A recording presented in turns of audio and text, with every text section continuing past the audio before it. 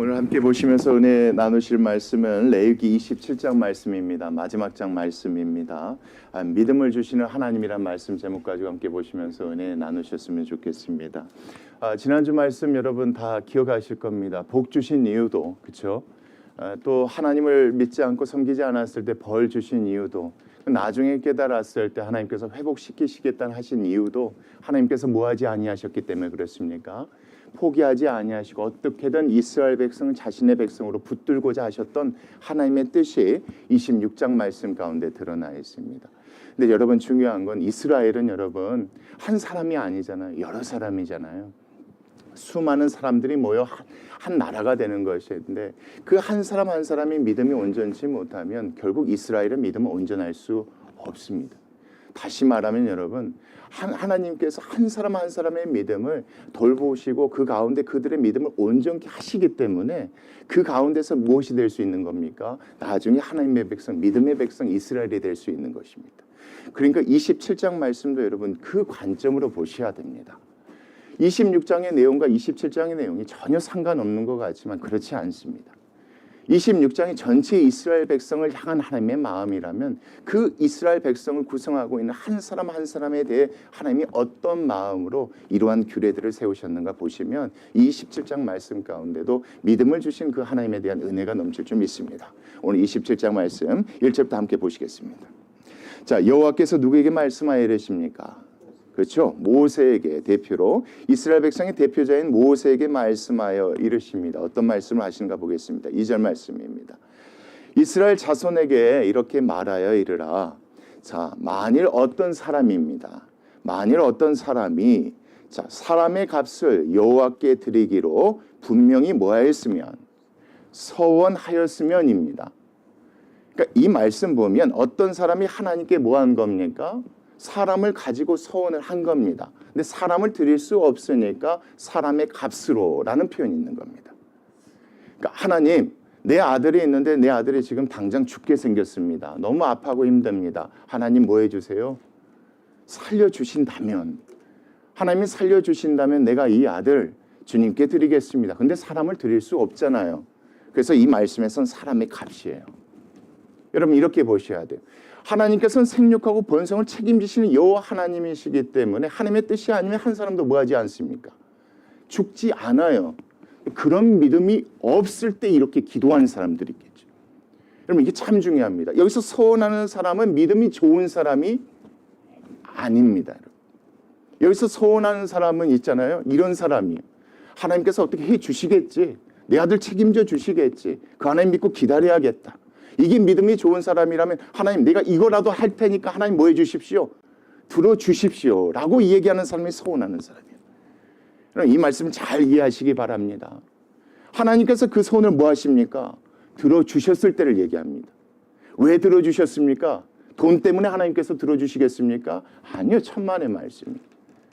그 사람은 그렇게 들어줘야지만이 그 들어줌을 통하여서 그 사람은 뭐가 생길 수가 있는 겁니까? 그렇죠. 그 믿음이 더욱더 온전케 될 수 있기 때문에 하나님께서 이와 같이 말씀하신 겁니다. 믿음 있는 사람들은 하나님께서 우리를 뭐 해주실 것이다? 생육하고 번성하고 그 땅 가운데 안전히 인도해 주실까 믿고 있는 겁니다. 백이 만을, 그쵸 여러분? 한 명도 100명을 내쫓을 수 있도록 하나님께서 뭐 해주실 것이다? 전쟁 가운데 우리를 지켜주실 것이다. 설령 내 아들이 전쟁에 나갔다 할지라도 이와 같은 서원할 필요가 없겠죠. 만약에 믿음이 있으면. 근데 믿음이 조금 부족하면 없다고 하지 않습니다. 조금 부족하면 하나님 내 아들만 무사히 전쟁 나갔다 살아오게 하면 내가 하나님께 약속해서 이걸 드리겠습니다 라고 이렇게 기도하겠죠. 여러분 이 말씀 그렇게 보셔야 전체적으로 다 이해가 되어집니다. 한번 보겠습니다. 자, 서원하였으면 너는 어떻게 해라? 그 값을 정할지니 어떻게 정하라? 그게 여러분 3절부터 자세하게 나와 있습니다. 내가 정한 값은 자 20살로부터 몇 살까지입니까? 60살까지입니다. 20살로부터 60살까지니 남자면 일반적으로 사용하는 일반 세겔, 이 세겔이라는 게 무게를 의미하는 건데 여러분 성소에서 하나님께 드리도록 하나님이 정한 세겔, 무게가 성소의 세겔입니다. 이 성소의 세겔로 얼마를 50세겔로 이렇게 드려라 이겁니다. 어떤 사람이 20살부터 50세 되는 그 중에 한 사람을 위해서 기도를 했던 겁니다. 하나님께 소원을 했던 거예요. 근데 하나님이 그 소원대로 뭐 해주시면 응답해 주셨을 때는 반드시 이렇게 하도록 해라. 그러니까 여러분 이게 참 재미가 응답은 왜 해주신 겁니까? 하나님께서 이 50세 길이 아쉬워서 응답해 주신 게 아니에요, 여러분. 이 응답은 여러분 그렇게라도 하나님을 의지하는 사람의 믿음을 온전케 해주시려고 응답해 주시는 거예요. 여러분 그렇잖아요. 하나님 20살 막 된 내 아들이 전쟁에 나갔는데 하나님 뭐 해주십시오. 살려주시면 내가 하나님께 뭐 하겠습니다. 약속한 대로 이거 드리겠습니다 하는 그 사람을 위해서 하나님께서 그 소원대로 응답해 주셨을 때 그 사람을 위해서 드려야 되는 게 뭐다? 남자였을 경우는 은 50세겔로. 여러분 일반적으로 사용되는 일반 세겔이 아니라 무슨 세겔로 여러분? 성소의 세겔이에요. 왜요? 누구께 바쳐드리는 거니까? 하나님께 바쳐드려지는 것이니까. 하나님에 대한 믿음의 고백으로 드려지는 것이니까. 왜요? 누가 응답하셨으니까? 하나님께서 응답하셨으니까. 왜요? 그 사람의 믿음을 더욱더 하나님께서 온전케 하시려고 응답하신 거예요, 여러분. 왜요? 그래야 그들의 믿음이 굳건해지고 온전해 이스라엘 백성 모두가 다 온전해질 수 있기 때문에 하나님 그렇게 했을 때 이렇게 해라. 그리고 나서 여러분 4절 말씀 만약에 20살부터 60세까지 그 사람이 남자가 아니고 여자면입니다. 여자면 어떻게 해라? 그 값을 30세겔로 그렇게 해라.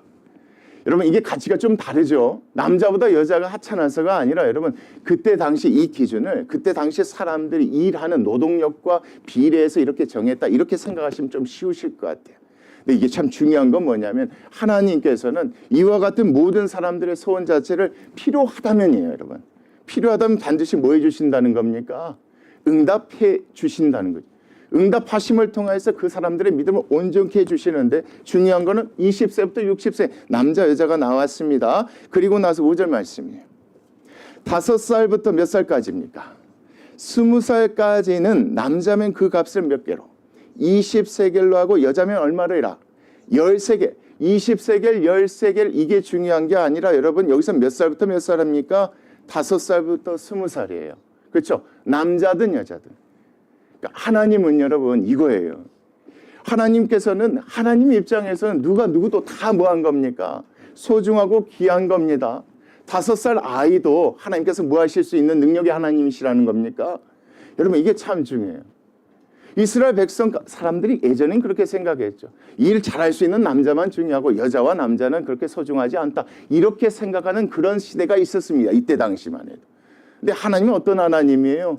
이런 어린 아이도 이런 여자도 어떻게 생각하시는 하나님이십니까? 그렇죠. 자신의 백성으로 생각하시고 지키고 보호하시는 그 하나님에 대한 그 믿음을 누구에게 주시고자 하는 것입니까? 소원하는 사람에게 주시고자 하나님께서 이렇게 얘기하십니다. 이렇게 보셔야 돼요. 그리고 나서 여러분 6절 말씀도 보십시오. 1개월로부터 몇 살까지입니까? 5살까지는 남자면 그 값은 자 몇 겔로? 5세겔로 하고 만약에 여자면 어떻게 해라? 그 값을 은 3세겔로 해라. 태어난 지 1개월 그리고 몇 살까지 여러분? 5살까지도 이 어린 아이들도 이 세겔의 구분은 있지만 결국 이 사람들을 또 하나님께서 뭐 해주신다는 것을 보호하시고 지켜주신다는 것을 믿게 하시려고 하나님께서 이와 같은 서약의 이런 규례들을 만들어 놓으신 거예요. 여러분 여기서 끊기지 않아요. 여러분 7절 말씀도 같이 보겠습니다. 60살 이상이면 60살 이상은 남자면 그러니까 60세 이상에 되신 연로하신 분들을 얘기하는 겁니다. 그 값을 얼마로 하랍니까? 15세겔로 하고 여자는 몇 세겔로 하랍니까? 10세겔로 이렇게 해라. 이분들은 이렇게 해서 이렇게 해라. 여러분 간단합니다. 오늘 말씀 이거예요. 소원했을 경우에 누구를 가지고 소원을 했을 경우에 사람을 가지고 소원을 했을 경우에 사람의 나이가 몇 살부터 몇 살입니까? 오늘 말씀 등장하면 1개월부터 남자 여자 구분 없이 연로하신 분들까지 이렇게 소원했었을 때 하나님이 뭐 해주셨을 때 들어줬을 때 이와 같이 하나님께 사람의 값으로 드려라. 여러분 이 말씀에서 중요한 건 뭐냐면 모든 사람의 생명을 주관하시는 분이 누구시라는 얘기를 하고 싶은 겁니다. 그렇죠? 어린 아이도 여자아이도 어떻게 보면 힘이 없는 그 연로하신 분도 그 생명을 책임져 주시고 주관하시는 분이 누구시다. 하나님이시라는 사실을 깨닫게 해주려고 누군가 소원했을 때 그걸 들어주셨을 때 이렇게 하라는 게 이 말씀입니다. 그럼 이게 참 중요해요. 그러니까 여기에선 여러분 이거예요. 하나님께서 내 어린 아이도 하나님께서 살려주실 수 있을까라는 그런 믿음이 없어서 그렇게 기도했었을 때 하나님께서 뭐 해주셨을 때 들어주셨을 때 이렇게 하라는 겁니다. 그러니까 하나님께서는 그걸 들어주심을 통하여서 그렇게 하나님께서 정말 살려주실까 이렇게 기도하는 사람의 믿음을 뭐 하고자 하셨던 겁니까? 온전케 하시고자 하나님께서 이 소원에 대한 규례를 세우신 겁니다. 이 소원의 규례는 여러분 믿음이 있는 자를 위한 규례가 아니에요. 여러분. 이 소원의 규례는 믿음이 연약하고 부족한 자들을 위해서 그들의 믿음을 온전케 하시려고 세우신 규례가 이 규례라고 보셔야지 맞아요. 하나님께 뭐가 필요 없으세요? 돈이 필요가 없으세요. 그래서 8절 말씀이에요. 그러나 서원자가 뭐해서 여러분? 정한 값을 내지 못할 정도로 가난하여 내가 정한 값을 감당하지 못하게 했으면 그를 제사장 앞으로 데려고 갈 것이요. 제사장은 그 사람의 형편을 한번 확인해 보라는 겁니다. 확인해서 그 값을 정해라 이겁니다. 없으면 50세겔 내야 되는데 10세겔만 내도록 하고 그것도 없으면 1세겔만 내도록 하라. 이게 이 말씀이에요, 여러분. 그리고 나서 어떻게 하랍니까? 그 서원자의 형편대로 뭐 하도록? 왜요? 돈을 받는 게 목적이 아니기에 그 서원자의 그 믿음을 뭐하게 하려고 하는 게 목적인 겁니까? 더욱더 온전케 하려고 믿음이 더 갖게 하려고 하나님이 역사하시는 것이니까 이렇게 명한 여러분 이 말씀 오해하지 마십시오. 하나님께 한번 서원하면 반드시 지켜야 되는 것이고 이 가격이 적은 가격이 아니기 때문에 함부로 서가면 안 된다. 이 말씀을 하려고 하는 게 아니에요. 서원하는 것은 여러분 우리가 믿음이 부족하고 연약했을 때 그래요. 그렇잖아요. 하나님 해주시면 내가 하겠습니다. 믿음이 연약하니까 그래요. 근데 하나님이 들어주세요. 왜요? 하나님 그러실 수 있는 능력이라는 것을 그렇죠. 경험케 하시려고 들어주시는 거예요. 그랬을 때 이렇게 하라는 거예요. 돈이 문제였다면 8절 말씀은 없어요, 여러분. 돈이 문제가 아니라 뭐가 문제였으니까 믿음이 문제였으니까 형편대로 하나님께서 내도록. 여러분 간단히 정리할게요. 지금까지 나오는 8절 말씀은 누가 무엇의 주인이시다? 하나님이 모든 생명의 주인이시다. 중요합니다. 언제부터 언제까지요? 1개월 지난 그렇죠. 1살도 아니에요. 이제 태어난 지 1개월밖에 되지 않은 그 아이의 생명의 주관자가 누구시구나. 하나님이시구나. 하찮게 여기는 연로하는 그런 노인들의 생명의 주관자도 누구시구나. 그렇죠.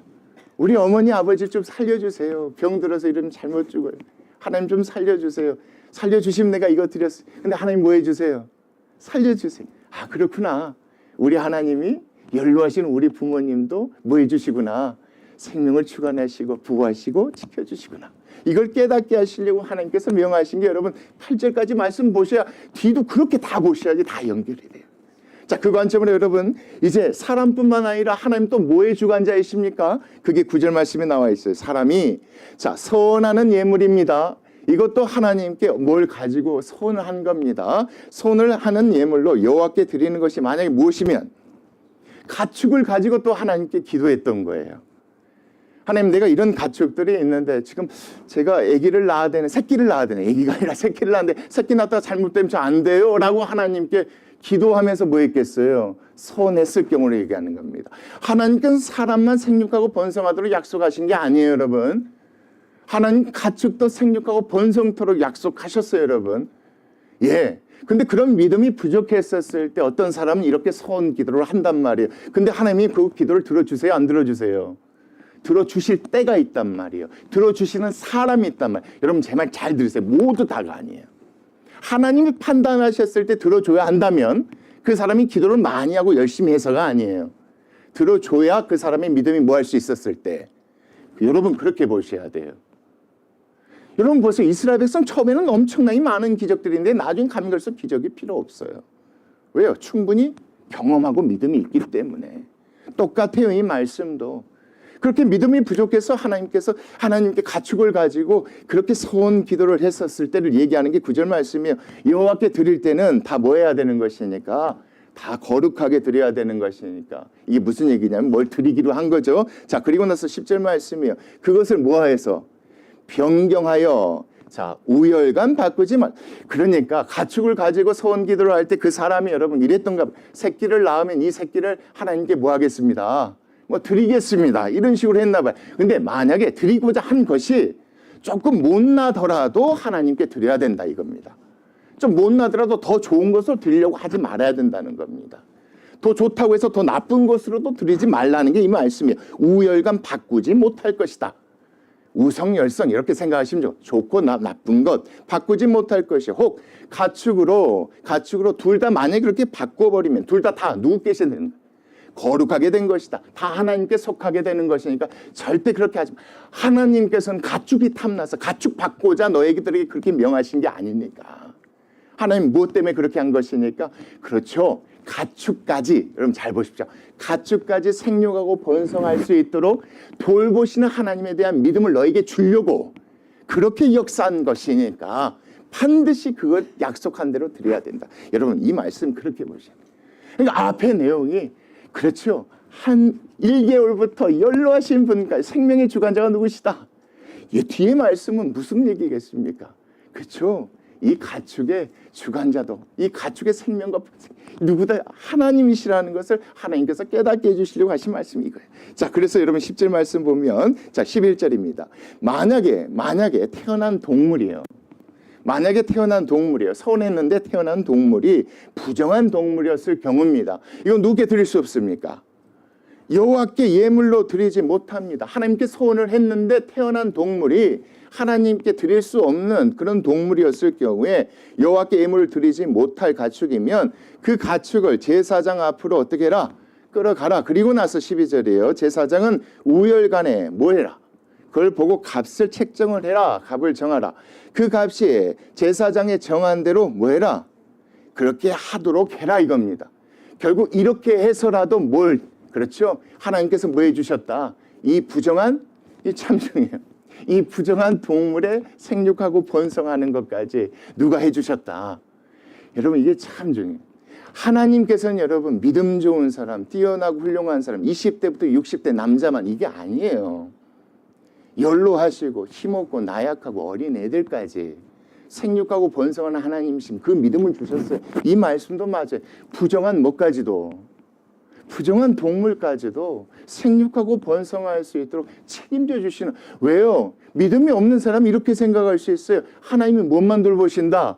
정결한 가축과 정결한 짐승들만 돌보신다? 아니란 말이에요. 하나님은 어떤 하나님이시다? 이런 동물까지 돌보신다라는 걸 하나님께서 또 깨닫게 해주고 알게 해줬을 때 물론 그 재물 하나님께 드릴 수 없으니 대신 무엇으로? 제사장에 가서 값을 책정해서 그 값으로 하나님께 드려서 너희들의 믿음이 어쨌으면 좋겠다? 네, 간단합니다.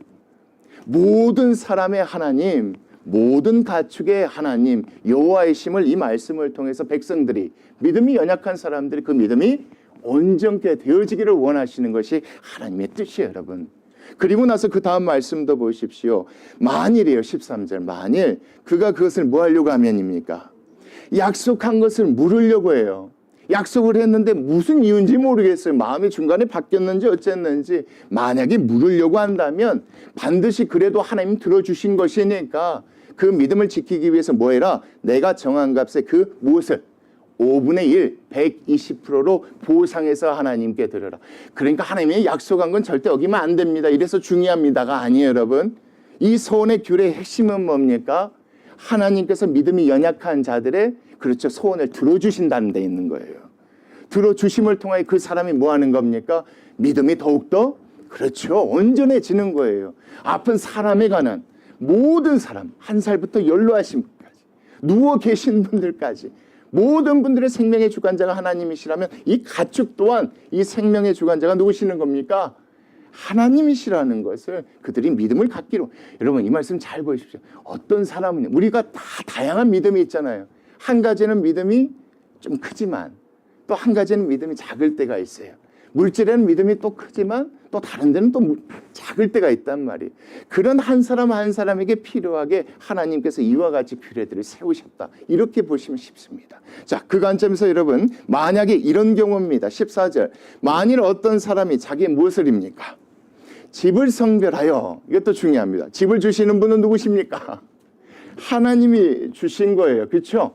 이 집을 성별하여 여호와께 드리려 하면 그 전에 하나님께 소원해서 기도했나 봐요. 하나님 여기 집에서 살기가 너무 좁아요. 너무 좁아요. 너무 허름해요. 하나님. 이제 자식도 또 몇 낳았는데 조금 더 큰 집 주시면 내가 하나님께 나중에 이 작은 집 하나님 드리겠어요. 뭐 이런 소원을 했던. 중요한 것은 하나님께서 뭐 해주신다는 믿음이 더 큰 믿음입니까? 필요하면 주신다는 믿음이 더 커요, 여러분. 그 하나님 믿고 가면 되는데 그런 믿음이 없는 사람이 소원했을 경우를 얘기하는 거예요. 그래야지 이 말씀이 이해가 돼요. 그런 사람이 하나님께 소원해서 하나님께서 들어줬을 때 자기의 집을 성별하여 여호와께 뭐 하려고 하면 드리려고 하면 제사장이 그 우열간에 값을 뭐 해라? 집의 컨디션을 봐서 상태를 봐서 그 값을 매기라 이겁니다. 그 값은 제사장이 정한 대로 될 것이며 15절입니다. 만일 그 사람이 자기 집을 만약에 뭐 하려고 한다면 그러니까 집을 드리지 않고 물으려고 한다면 내가 값을 정한 돈에 자 뭐 해서 아까처럼 5분의 1을 더해서 그리하면 자기의 소유가 될 것이다. 그러니까 하나님께서 집이 탐나고 집을 받기 위해서 이렇게 말씀하신 것이 아니라 이와 같이 하나님께서 소원하는 자들에게 또한 그와 같이 역사해 주셔서 그 사람에게 어떤 집이 생겼을 경우에 그 집을 하나님께 드리려고 했었을 때 만약에 중간에 마음이 이렇게 되어져서 바뀌었을 때 하나님께서 제사장을 통해서 또 이런 방법을 통해서 뭐 하도록 받으시겠다는 겁니다. 결국 여기서 중요한 건 받고자 하는 것이 아니라 어떻게든 그가 뭐 했으면 됐다는 겁니까? 그렇죠. 그렇죠. 집 주는 분이 나라는, 집 주는 사람이 나라는 하나님이라는 걸 경험했으면 됐다는 겁니다. 그러면 반드시 이렇게 해서라도 그 믿음이 온전케 되어졌으면 좋겠다. 여러분 그 관점으로 보셔야 돼요. 이것뿐만이 없습니다. 이것뿐만이 없습니까? 또 다른 것들도 있겠죠. 그게 16절 말씀이 나옵니다. 만일 어떤 사람이 자기의 기업된 무엇이요? 자기의 기업된 밭 얼마를 성별하여 여호와께 드리려고 합니다. 이것도 똑같아요, 여러분. 하나님 올해는 농사가 잘 될까요? 어쩔까? 이렇게 걱정하고 근심했는 사람이 하나님께 뭐 하겠습니까? 그 사람이 소원하는 겁니다. 믿음 있는 사람은 그겠죠. 하나님은 항상 뭘 주십니까? 일용할 양식을 공급해 주시죠. 부족하지 않도록 하나님이 해주시는 그게. 그 믿음 있는 사람이 큰 믿음인데 그 믿음이 좀 부족한 사람이 근심하고 걱정해서 하나님께 소원했을 경우입니다. 그래서 하나님께 하나님 이번에 농사가 잘 될까요? 만약에 잘 되면 밭 농사가 잘 되면 하나님 내가 이렇게 하겠습니다 라고 했을 때 하나님이 그거 기도를 들어주신 거예요. 그 소원을 들어주신 거예요. 왜요? 다음부터는 그런 소원하지 않는 믿음 갖게 하려고 들어주셨을 때 그걸 얘기하는 겁니다. 자기의 기업 밭 얼마를 성별하여 여호와께 뭐 하려고 하면 약속대로 하나님께 드리려 하면 자 무엇대로입니까? 마지기 수대로 내가 값을 정하라. 이게 마지기 수라는 게 여러분 이겁니다. 쉽게 말씀드리면 이거예요. 그 땅의 크기를 재어서 드리라는 것이 아니라 씨를 뿌리는 양, 그러니까 씨를 이만큼 뿌린다면 이게 뿌리는 어떤 그 토지의 넓이가 있지 않겠습니까? 이 뜻을 지금 이렇게 얘기하는 겁니다. 마지기의 수대로 내가 값을 정하라. 그 씨가 뭐냐면 그 뒤에 말씀 보십시오. 보리 한 호멜지기에는 은 50세겔로 이렇게 계산해라.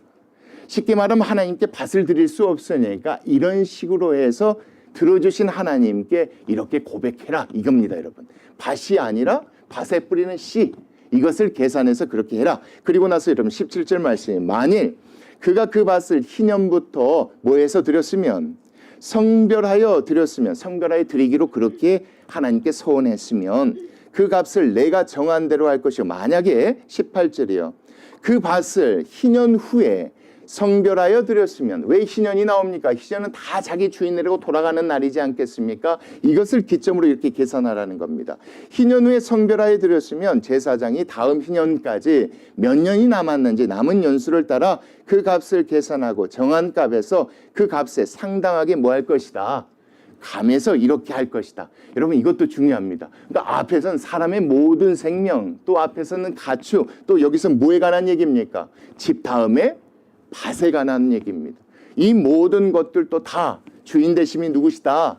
하나님이시다. 그런 그 믿음을 온전히 갖지 못한 사람들, 그 사람들이 소원했었을 때 그 사람들의 믿음을 위해서 하나님이 들어주셨을 때 이런 식으로 하라고 하는 것이 이 말씀인 겁니다. 그리고 나서 여러분 19절에 만일 밭을 성별하여 드린 자가 그것을 뭐 하려고 하면 하나님께 드리고자 했는데, 드리려고 했는데, 드린다고 했는데, 만약에 그것을 물으려고 하면 내가 값을 정한 돈에 또 어떻게 해라? 그 5분의 1을 더하였으니 그리하면 그것이 자의 소유가 될 것이다. 다시 말하면 하나님은 받는 거에 뭐가 없습니까? 관심이 없어요. 중요한 것은 그가 믿음이 그렇죠. 선을 했는데 그것이 들어줌을 통하여서 그의 믿음이 온전케 되어짐에 관심이 있는 거예요. 그러니까 물을 수 있도록 또 허락하신 거예요. 만약에 거기에 관심이 없다면 안 된다고 하셨어야지 맞아요. 절대 안 된다. 약속하면 이것 꼭 반드시 지켜야 된다. 아무리 가난해도 뭐 해야 된다? 50세기를 내야 된다. 30세기를 내야 된다. 근데 하나님의 관심은 그게 아니에요. 그 사람이 그걸 경험함을 통해서 뭐만 있으면 돼요? 믿음만 생겼으면 되기 때문에 하나님께서 여기서 만약에 물으려면 이런 표현들이 계속 나오는. 그리고 나서 여러분 20절에 만일 그가 그 밭을 무르지 아니하려거나 타인에게 뭐 했으면 팔았으면 다시는 뭐 하지 못한다. 이 사람 좀 나쁜 거예요. 그렇죠? 하나님께 소원해서 하나님께서 들어주셨는데 마음이 되게 악한 거죠. 그래서 아예 하나님께 드리려고 하지도 않고 심지어 다른 사람에게 팔아버려요. 그래서 다시는 무르지 못하고 21절이에요. 희년이 되어서 그 밭이 돌아올 때는 여호와께서 바친 무엇이 될 것이다. 성물이 되어 영영이에요. 영영이 드린 땅과 자 같이 제사장의 기업이 될 것이다. 하나님께서 이렇게 말씀하신 이유가 뭘까요? 그렇죠? 이 사람 뭐가 없는 거예요? 결국 하나님께서 믿음 주시려고 역사를 해 주셨는데 그것을 뭐 한 겁니까? 그렇죠. 받아들이지 않는 거예요. 그 사람에겐 그것이 필요가 없는 거예요. 다시 말하면 하나님 그것을 완전히 빼앗음을 통하여서 평생 잊지 않기를 원하신 거예요. 여러분 이거 그렇게 보셔야 돼요. 완전 이제 뺏겨버리는 거예요. 이제 절대 자기 소유가 희년이 돼도 돌아오지 않아요. 이거는. 그러니까 영원히 뺏겨짐을 통하여서 이 사람은 아 그렇구나. 그 밭도 누구의 소유셨구나. 하나님의 소유셨구나. 내가 믿음이 없어서 소원했을 때 하나님이 들어주셨는데 내가 그 하나님이 들어주심을 인정치 않고 그렇게 했는데 하나님 그래서 가져가셨구나. 이것을 깨닫도록 잊어버리지 말라고 하는 명하신 거 21절이에요. 다 그 관점에서 22절도 보세요. 만일 사람에게 샀고 자기 기업이 아닌 밭을 여호와께 성별하여 드렸으면 샀다는 건 뭡니까? 사준 겁니다. 가난한 사람이 판 거예요. 그것을 대신 사준 거예요. 그걸 사줘서 돈을 준 거겠죠. 그리고 샀고 자기 기업이 아닌 밭을 여호와께 뭐 했으면 성별하여 드렸으면 이거예요. 그러니까 하나님께 어떤 이유인지 모르겠지만 하나님께 이걸 가지고 하나님께 서원을 했던가 봐요. 서원했었을 경우에 자 너는 값을 정하고 제사장은 그를 위하여 희년까지 뭐 해라? 계산하고 그는 내가 값을 정한 돈을 그날에 여호와께 무엇으로 드려라? 성물로 드려라. 결국 이 모든 것 내가 원치 않았지만 남의 밭까지 갖게 한 것은 내가 했던 소원에 대한 하나님의 무엇이기 때문에 응답이기 때문에 그것까지라도 들어주시는 그 하나님에 대한 믿음이 지금 생긴 거잖아요. 여러분 이게 참 중요해요. 남의 것까지 얻은 거란 말이에요. 그러니까 그렇구나. 내가 내 힘과 내 능력으로 남의 것까지 얻은 것이 아니라 하나님께서 나에게 남의 걸 살 수 있도록 뭐 해주셔서 불을 주셔서 그 사람이 팔려고 할 때 내가 살 수 있는 거 아니에요. 여러분 근데 그 하나님을 뭐 하도록 기억하도록 그 하나님에 대한 믿음이 있도록 하나님께서 이와 같이 말씀하신 거예요. 자 그리고 나서요 24절 보겠습니다. 그가 판 밭은 희년에 그 판 사람 곧 그 땅의 원주인에게로 뭐해라? 되돌려야 된다. 중요한 것은 너희들이 믿음을 갖는 것이 중요한 것이다. 그 밭의 주인이 누구라는 것? 나라는 것. 내가 원하면 남의 것도 너에게 그렇죠 줄 수 있다. 살 수 있도록 하는 그 하나님. 여러분 지금 여기에 나와 있는 건 그거예요. 항상 온전한 하나님에 대한 믿음이 있으면 소원할 필요가 있습니까? 없습니까? 없어요. 이게 핵심이에요. 소원을 했다는 거는 하나님에 대한 믿음이 온전하지 못한 사람들이 하는 거예요. 그 사람들의 소원을 하나님이 들어주신 이유는 받으려고 하는 게 아니에요. 들어주심을 통하여 그들의 믿음을 뭐 하시려고 하는 겁니까? 온전케 되는 거예요. 소원해서 되면 아 그런 하나님이셨구나. 다음번에 소원할 필요가 있습니까? 없습니까? 없어요. 근데 또 소원하면 하나님 들어주세요? 그때부터는 잘 안 들어주세요, 여러분. 절대 안 들어줘요. 왜요? 믿음을 들어주시는 것이 소원의 이 규례를 만드신 뭐기 때문에 목적이기 때문에 그래요. 그래서 여러분 25절이 중요해요. 내가 정한 모든 값은 무엇으로 해라? 일반 세겔로 하지 말라. 일반 사람들이 사용하는 그 무게의 단위를 달아서 주실 필요가 없다. 왜요? 일반 세겔은 더 무거워요. 성소 세겔은 조금 더 가벼워요. 하나님 받는데 목적을 두지 않으셨기 때문에 그래요. 고백에 목적을 두셨기 때문에 그래요. 그래서 성소의 세계를 노하되 20계를 한 세계. 그래서 이 단위를 분명하게 하는 거예요. 예. 20계를 한 세계이잖아요. 일반 세계는 그렇지가 않아요. 더 무거워요. 필요 없다. 다른 거 필요 없다. 내가 너희들에게 원하는 건 너희들이 믿음 가졌으면 됐다. 그럼 이런 고백 가지고 너희들이 그 믿음 계속 가졌으면 좋겠다. 그래서 내가 만든 게 뭐다? 바로 이거다. 여러분 이 말씀 누구에게 전해주시는 거예요? 여호와께서 모세에게 전해준 거. 모세가 이 얘기를 해주는 거예요. 왜 하나님께서 이와 같은 걸 만드셨다고 여러분? 모든 사람들의 믿음이 다 온전케 되어지기를 원하는 거예요. 생명의 주관자이신 하나님에 대한 믿음이 연약한 사람들은 그들이 소원할 때 그 소원을 들어주심을 통하여서 가축까지 돌보시고 부정한 동물까지도 돌보시는 그 하나님에 대한 믿음이 부족한 사람들은 또 가축으로 소원했을 때 또 들어주시고 집을 가지고 밭을 가지고 하나님께서 이렇게 해주시겠다는 남의 것들을 또 이렇게 취했을 때 또 하나님께서 또 그걸 뭐 해주시겠다는 겁니까? 들어주심을 통해 그들의 믿음을 뭐 하겠다는 겁니까? 온전케 하시게. 여러분 여기까지는 클리어하잖아요. 진짜 기가 막힌 게 그 다음 말씀이에요. 이상한 말씀이 나와요. 한번 보겠습니다. 26절이요. 오직 가축 중에 처음 난 것은 무엇이에요? 여호와께 드릴 첫 것이라. 하나님께서 처음 정하셨을 때 여러분 기억하세요? 이스라엘 백성이 애굽에 있었을 때 하나님께서 그들을 출애굽시키기 전에 한 사건이 있었죠. 오늘 밤 하나님 뭐 하실 것이다? 모든 장자를 벌하실 것이다. 뭐 하지 아니하려면 죽임당하지 아니하려면 그렇죠. 어린 양의 피를 문설주와 임방에 바르면 죽음이 뭐 할 것이다? 패스오버할 것. 유월절 사건 여러분 기억. 그 이후로 하나님께서 명하신 게 뭡니까? 모든 첫 것은 다 누구 것이다? 내 것이다 이거예요, 여러분. 여러분 참 중요합니다. 집안의 큰 아들도 누구 것이다? 내 것이다. 집안의 큰 아들 내 것이다. 그렇죠? 먼저 태어난 첫 새끼도 누구 것이다? 다 내 것이다. 여러분 이러니까 앞에 내용 한번 생각해 보세요. 1절부터 8절 내용을 여러분. 하나님께서 어떤 믿음을 주셨어요? 남자만 하나님의 것이라 했습니까? 아니에요. 여자도 하나님의 것이라고 그랬어요. 그렇죠? 어린 아이도 하나님의 것이라고 했어요. 그 믿음 주시려고 서원의 규례를 하셨잖아요. 근데 여러분 이 말씀에서 그게 나온 이유가 바로 그것 때문에 그래요. 한번 보겠습니다. 이 소와 양은 여호와의 것이니 누구든지 그것으로는 뭐하지 못할 것이다. 성별하여 드리지 못할 것이다. 만일 부정한 짐승이면 내가 정한 값에 그 5분의 1을 더하여 뭐할 것이다. 물을 것이요. 만일 물으지 아니하려면 뭐해라. 내가 정한 값으로 팔지니라. 여러분 26절부터 27절 말씀은 뭐에 관한 얘기냐면 처음에 태어난 것들에 관한 얘기예요. 그것들과 뭐해서 하라는 거예요? 구별해서 드리라는 거예요. 왜요? 여러분 서운한 사람에게는 기본적으로 이 믿음은 있어요. 어떤 믿음이 있어요? 첫 것은 다 누구의 것이라는 하나님의 것이라는 믿음은 있어요. 그런데 무슨 믿음이 없어요? 둘째, 셋째, 넷째도 하나님의 것이라는 믿음이 없어서 서운했던 거예요. 가축도 처음 태어난 것은 누구의 것이라는 하나님의 것이니까 하나님이 그 생명을 지켜주실 거라는 믿음이 있는데 둘째, 셋째, 넷째 나는 새끼에 대한 그 믿음이 없으니 하나님께 뭐 했습니까? 그래서 서운했던 거예요, 여러분. 그러니까 이 말씀 기가 막힌 거예요. 지금 나와 있는 26절, 27절 말씀은 그 얘기하는 거예요. 하나님은 어떤 하나님이시다? 그렇죠.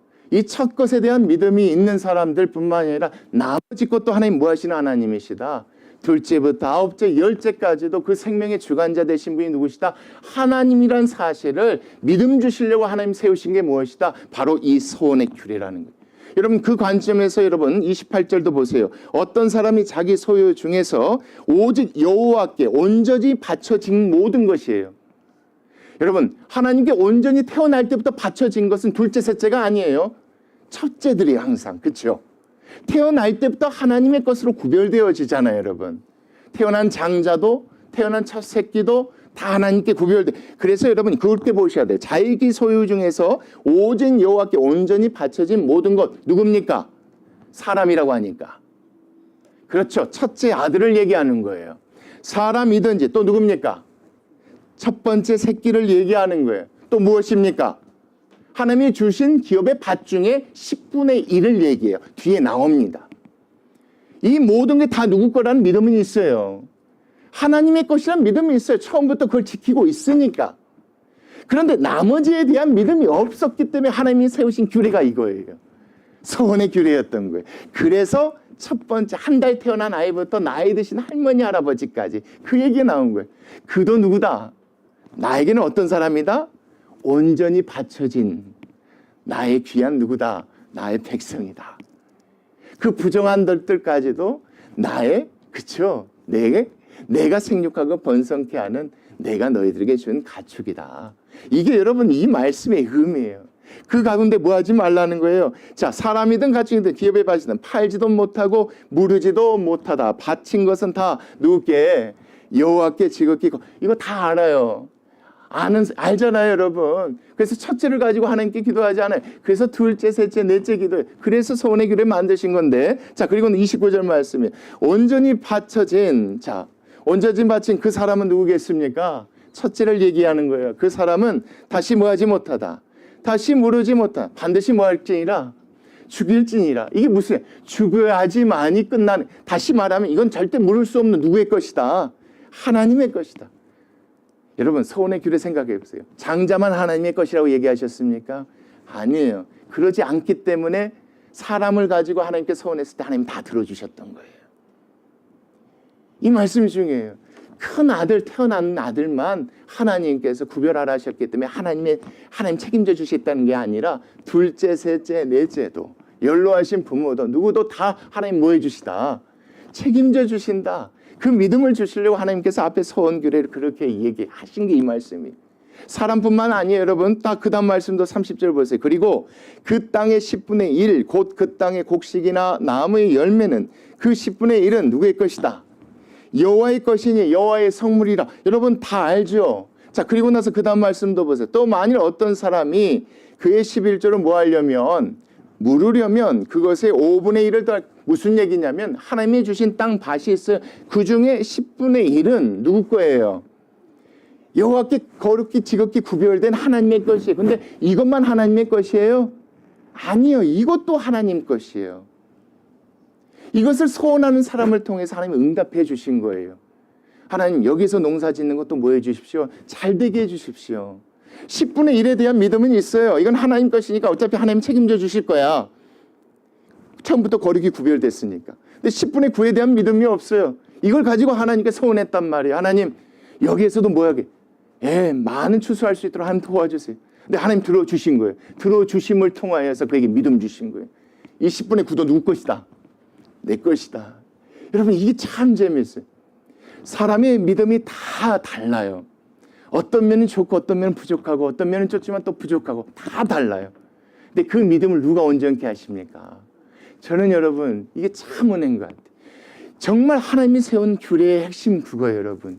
어떻게든 한 사람 한 사람의 믿음을 끝까지 하나님께서 붙잡고 싶으셔서 하나님 이렇게 명령하신 거예요. 부정한 동물까지, 어린아이부터 연로하신 분들까지, 집까지, 밭까지, 모든 것 다 주인 되신 분이 누구시다? 여호와시다. 하나님이 바로 그분이시다. 이거예요. 그리고 나서 여러분 32절이에요. 모든 소나 양의 무엇은 11조는 목자의 지팡이 아래서 통과하는 것에 무엇일 것이다. 10번째 것마다 여호와의 성물. 이건 당연해요. 처음부터 이렇게 구별되어져요. 하나님 뭐 해주실 거다. 책임져 주실 거다. 믿음이 있어요. 근데 그 다음 것들은 믿음이 없으니까 서운한단 말이에요. 그리고 나서 여러분 33절이에요. 그 우열을 가리거나 바꾸거나 하지 말라. 바꾸면 둘 다 뭐 하게 되는 것이다. 거룩하리니 뭐 하지 못할 것이다. 무르지 못할 것이다. 이 모든 것 다 하나님께서 그렇게 들어주셨을 때 하나님 것이니까 절대 뭐 하지 말라. 다 바꾸지 말라. 여러분 이 말씀 앞의 내용과 뒤의 내용 한번 생각하시면서 오늘 말씀 정리하셨으면 좋겠어요. 간단합니다, 여러분. 소원을 하는 사람은 믿음이 온전치 못하기 때문에 소원하는 겁니다. 그렇죠? 하나님께서는 첫 번째 새끼, 또 하나님께서 구별한 특별히 10분의 1 정도 되어지는 것만 하나님께서 책임져 주시는 것이 아니에요. 그 나머지 모든 것들도 다 자신의 것, 자신의 백성으로 여겨서 하나님 다 책임져 주세요. 근데 그런 믿음이 부족한 사람들이 하나님께 나와서 소원하는 거예요. 소원을 들어주신 이유가 그들의 믿음을 온전히 하시려고 하시는 거예요. 이게 여러분 이 말씀에 있는 규례예요. 이게 소원의 뜻이에요, 여러분. 이 말씀이 뒤에 붙어 있다고 이게 부록이 아니라 전혀 다른 얘기가 아니라 앞에서 하나님께서 절대 놓치지 않게 하기 위해서 복 주시고 벌 주시고 회복케 하신 그 하나님이 모든 그 백성들이 진정한 하나님 백성이 되기 위해서 한 사람의 믿음까지 다 되돌아보시는 말씀이 이 말씀이에요. 어떻게든 들어주심을 통해 경험케 하게 하시고 그 믿음을 온전케 하시려고 그 예쓰시는 하나님의 마음이 오늘 27장 말씀에 드러나 있는 우리 하나님의 마음이라고 믿습니다. 믿음을 온전케 하시는 분이 누구십니까? 하나님이십니다. 여러분, 우리 모두가 이 자리에 앉아서 하나님 부르고 기도하고 의지하며 살아가는 것이 우리 하나님의 은혜인 줄 믿습니다. 이렇게 돌보시고 이렇게 응답하셨던 하나님이 분명히 우리 삶 가운데 계십니다. 하나님, 이분만 들어주십시오. 한번 꼭 해주십시오. 들어주세요. 왜요? 내가 기도의 능력이 있어서가 아니더라고요, 여러분. 내가 그에 대한 믿음이 연약해서 들어주신 거예요. 홍해를 건널 때와 요단강을 건널 때는 다릅니다, 여러분. 보여주셨을 때 건너지만 요단강은 먼저 발을 담그라 하십니다. 이유가 뭐겠습니까? 여러분, 믿음을 온전케 하신 그 하나님을 기억하고 감사하는 저희들 됐으면 좋겠습니다. 우리 같이 기도하시겠습니다.